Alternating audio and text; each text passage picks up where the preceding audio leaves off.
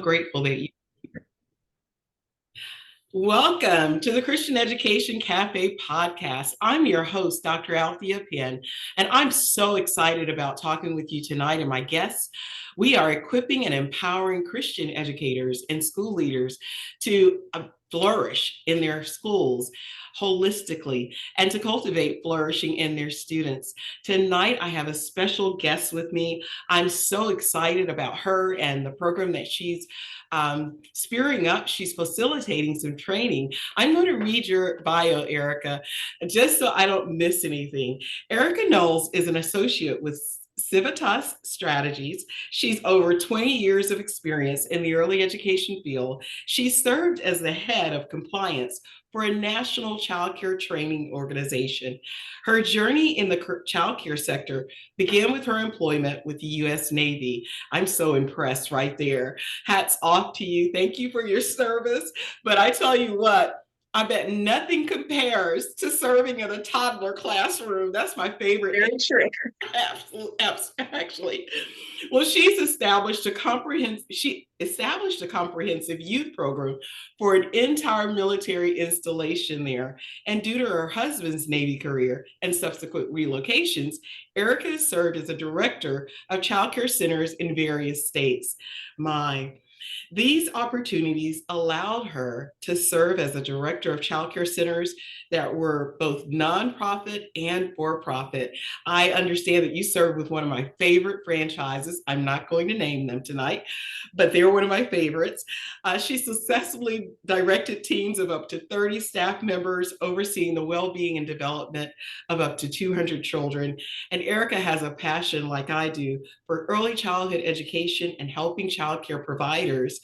She's excited to share with us tonight her vast knowledge and expertise on numerous childcare topics. She holds a Bachelor of Science from Penn State University, another one of my favorites. And she and her family now live in Virginia. Well, welcome, Erica. I'm so excited that you're here tonight with us. I just am impressed with your bio and all of your experience, but also I recently completed a training with you with DECAL. And if you're not familiar with that acronym, it's Georgia's Department of Early Care and Learning. They've established a thriving academy for early ed leaders to learn how to master those business management competencies. And so we talked about accounting, and that was so interesting. Is that one of your favorite topics? It is actually. I didn't know it was, but as I've led these discussions, I've absolutely loved it. Yes, it's a wonderful topic, and there's so much wonderful information in it. Absolutely. It's one of the competencies that I was about to say ACSI, but I mean, DECAL encourages leaders to be competent in 9 domains. And we know dealing with the community is one of those, understanding early childhood development is another, but that those fiscal processes and legal aspects of managing a business, I find, and I believe research even indicates that most early ed leaders enter into this industry without mastery of those competencies. Has that been your experience as well? Absolutely. Absolutely. I mean, most people get into childcare because they love children and they love families and they want to help. They don't get into it because they're sales and marketing experts or financial experts or, business experts. So these small study groups that we partner with DECAL. I mean, I told one of my coworkers, I want to come to Georgia and just drive around and meet everyone. It's just wonderful. I know, and they should allow you to do that, because you know what? Sometimes I think that follow-up increases the level of accountability if you know that the facilitator of the training is going to come and actually see if you're implementing what you learned, right? Exactly. Checking up on you.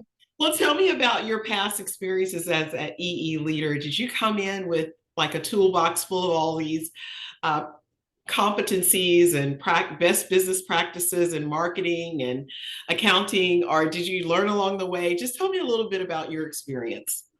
Yeah, for sure. No, I did not come into the early childhood field with all of those things. I learned through the years, and honestly, I feel like, with having to move every 3 years and start over and pretty much take a business each every 3 years and try to turn it into a thriving business and then hand it over to somebody else and then move through, 3 years later and start over. I think that's where I, obviously learned most of my business acumen. And for sure, I did not start off with it. That's for sure. And I've even learned so much with just being in these sessions with the Georgia providers. I mean, some of the information that they came up with, I'm like, I never thought that, or I never did that. So, and Yeah, I love the small groups that we do. It's just amazing and wonderful to see the connections. And it's wonderful for me because I remember what it was like when I was in the director's chair for them to realize they're not alone.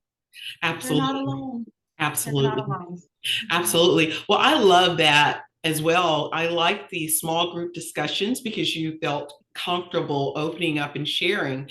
And I've been in the industry like you. Both of us have over 3 decades in the industry, but I was learning about new apps, and some of them I'd heard about, some of them I'd not heard about. And I thought, wow, I need to go look up some of those. So if I need someone to ask me about them, I can recommend them or at least tell them, hey, you can contact this director and she uses it. You may be able to get some, understanding about it from her or more information. But yeah, that was wonderful to go through that small group discussion. And I just want to say that you did a great job of facilitating. You actually have mastered the pause. I'm still trying to master that, where you wait until everyone speaks up. And That took a long time too. I like to talk.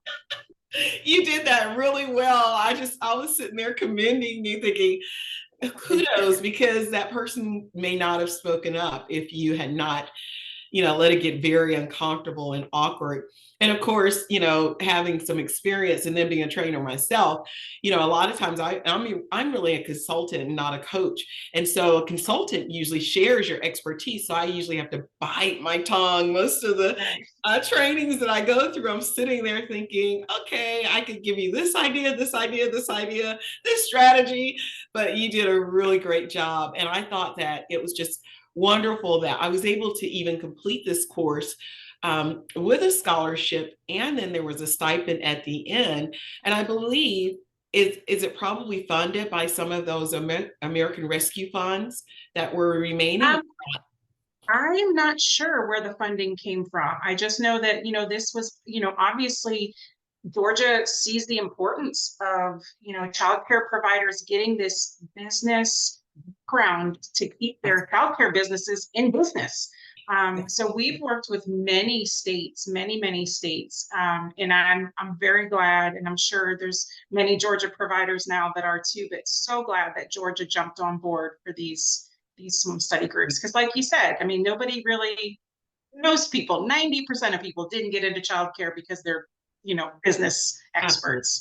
Absolutely, because the market share or the profit margin was the term I was Yes. looking for, is not that large. It's usually about 6%, unfortunately, nationally.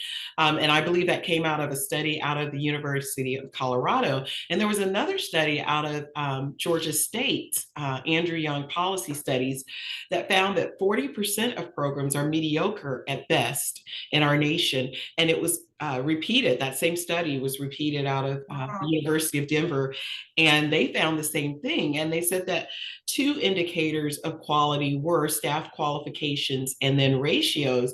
But then, thirdly, I believe it was the director's expertise in business management. And that's really sad that we aren't really addressing those issues of pay and credentialing. And some states are doing much better than we are, but I'm happy to see that Georgia's doing what we are doing with getting that training for the directors. But how and why did you grow in your financial literacy skills? How did you grow as a director in your financial literacy skills?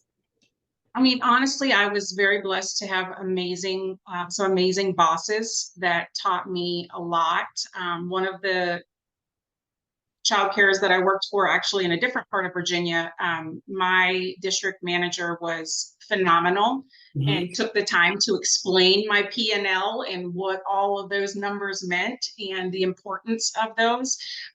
But yeah, I mean, honestly, it was just trial by fire mostly for me because again, and sometimes I was lucky and I had a district manager or, a VP or something, but a lot of times it was just me, when I was nonprofit, it was just me. Yeah. Yeah. Nobody else really knew, so it was definitely, some trial by fire, trying to figure things out and try different avenues and different things. But there are a lot of resources out there, especially now that you have, online, you can just look things up, and there are tons of, groups that you can join, and, things that you can tap into to find more information that, 20 years ago we didn't have. Yeah. Yeah. Well, do you think it was helpful when you worked with a franchise? Did they provide some training and resources for you there? They did, for sure. Yeah. I mean, Yeah. depending, I've worked for a couple different franchisees, and some were very hands-on, especially with the financial piece of things. But ultimately, the all of the other business aspects, the expenses, what money was spent, the staffing, the payroll, those types of things were fell onto me. So yeah, again, definitely the franchises gave us a lot of training, and so did the corporate Yeah. childcare as well. There's a lot of good and bad for all different types of childcare, but I definitely got some training from them. Yeah, as a director's trainer, I always recommend people coming through director's training, even if they work for a franchise, that they actually develop a business plan and do um, the financials for that business. And even if the owner of the franchise does not let you see their budget, you need to have a budget where you know what's coming in, and then you can estimate how much you're spending on food, how much you're spending on transportation. Payroll, though, is usually going to be that biggest portion of the budget. And most owners, I do not think they underestimate how much payroll is going to be. And if it's going to be a high quality program, they're really estimating that typically you're going to spend about 75 or 80% of your budget on payroll. And that's not just salaries, that's the fringe benefits, which include FICA, FUTA, Medicare. And most directors don't even think about that. They're not even Oh, thinking about, I've got to match that when I do payroll. Thankfully for me, in high school, our high school had a business administration track. And I'd worked all through high school in volunteer income tax. And then my parents were entrepreneurs. And so I'd been doing business taxes from the time I was about, I guess, 14 or 15. And then I went to work for an office, an accounting office, and learned a lot there. I had to attend my first audit there when a CPA could not attend and they could not reschedule. Someone from the office had to go and represent this client, and the client was looking like, what's this 19-year-old here doing here? that's impressive. Yeah, I couldn't make any decisions, but I just had to be present and hear what they were saying and take it back to the office. But that was great. It whet my appetite. And so I went to work for H&R Block, which did a lot of training. And then I left there and went to work for the Internal Revenue Service for a short time, and then AT&T. And while there in corporate America, my daughter was injured, and I took that skill set from the corporate world and brought it into, I said, well, at least I'll go and start a child care or something until my children go to school. But the bug bit me because I'd always loved working with children. But I was so thankful that I entered the industry with an understanding of the Oh, finances. yeah, I yeah. did You not were an understand. advantage, that's for sure. Yeah, that was a huge advantage, but I didn't understand child development. So that leads up to my next question. How does a lack of understanding of financial literacy impact the outcomes of the students, because I didn't understand child development. I had a little bit of an understanding because my church where I worked would do conferences and trainings for the teachers, but I did not understand child development. And so I treated little children like little people. I did not understand that was a unique stage of life development, you know? Yeah, for sure. For sure. I mean, it's definitely two very separate things normally. I mean, obviously you can learn them and, bring them together. But yeah, I mean, child development, that's a whole different world that needs to be learned. And just like the financial side of things, constantly, studied and learned more and more. I mean, I took a lot of that in college, obviously. And, again, I think when I look back at how I was as a director before I had my own children, it was mind-boggling to me. Not that I was, bad or anything, but when I had my own, I just saw how fast they grew, how quickly they grew up. And it made me realize that, I mean, and anybody who's ever been in one of my centers would tell you when I was the director that, I mean, I would tell them, your child's not going to go to kindergarten with a pacifier or not potty trained. They don't need to be potty trained at 16 months. We're gonna get them. We're gonna work through Be it. patient. Um, yeah, and honestly, I think for you were talking about the how the directors play such a role in child development, and part of that is coaching the parents Yeah. and creating a bond with the parents and being able to talk to them about biting and hitting, and again for them making sure that they know they're not alone. Everybody else's child is doing the same thing, because when you're a young parent especially and your child does something and you're just like, I can't believe they did that. It's okay. It's okay.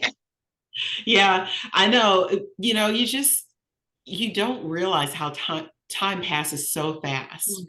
But each level of development is a unique and beautiful stage of development.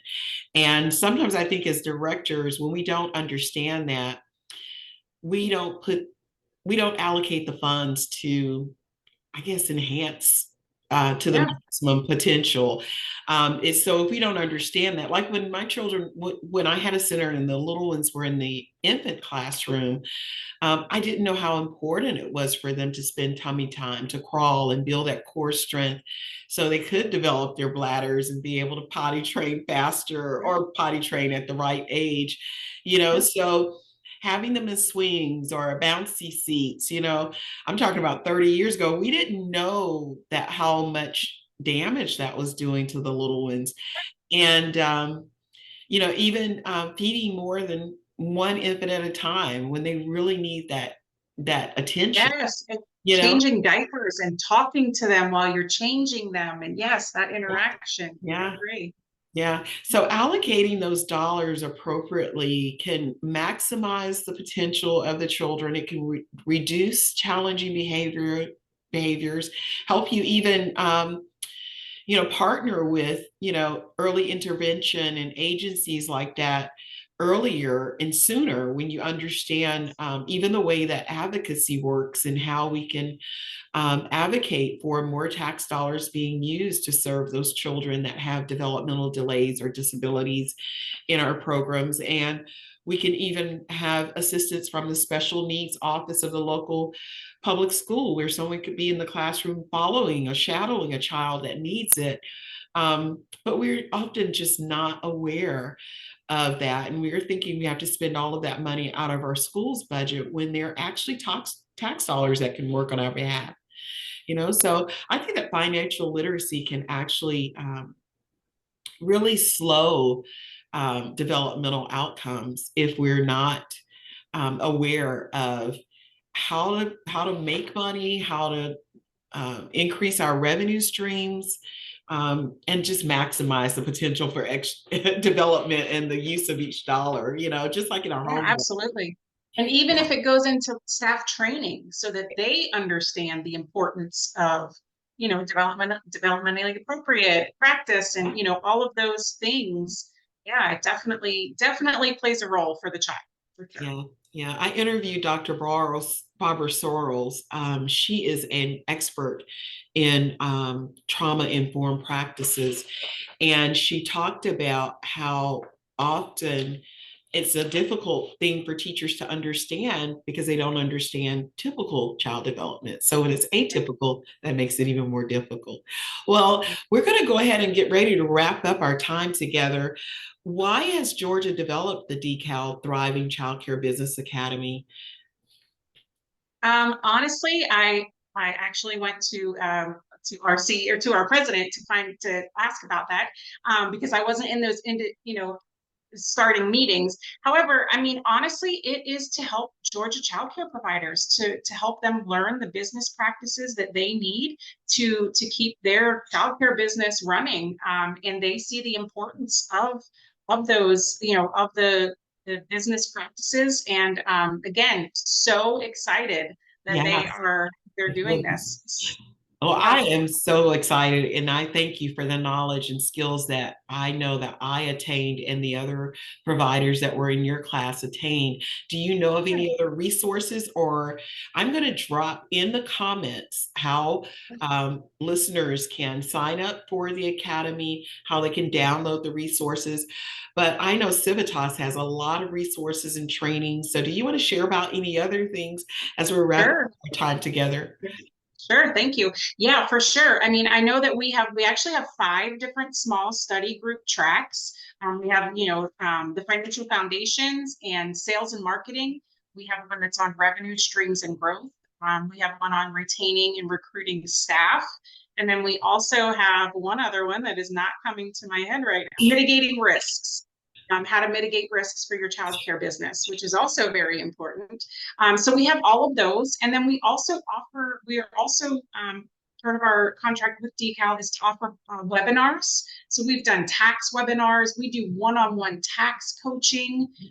We have one-on-one ERTC and FFCRA coaching if you received any of that money. Extremely, extremely important. And just a little plug for our tax coaching. Sorry, my dog's barking. Our tax coaching has, on average, providers have received $7,000 in deductions that they would have missed had they not sat down with, one of our tax experts. So yes, I highly, highly recommend that for any business owners. That is huge. Well, thank you so much for joining me tonight on the Thank Christian you. Education Cafe podcast. It's my heart's desire to curate this information for Christian, especially Christian organizations, because so often people get into it and their hearts are in the right place, but they don't even know where to go and find resources. And you have been such a valuable asset to Christian educators and leaders of programs just all around the nation. And so thank you so much for being with me tonight. Well, Thank you for having me. you're welcome. We hope that our listeners found today's conversation informative and encouraging. If you enjoyed this episode of Christian Education Cafe, please consider leaving a review on your favorite broadcast app. And don't forget to share this episode with your friends. To learn more about today's guests or any upcoming episodes, please check out the comments below. Again, thank you for listening to the Christian Education Cafe podcast. Until next time, keep cultivating faith development in our youngest learners. Thank you for listening tonight and joining us.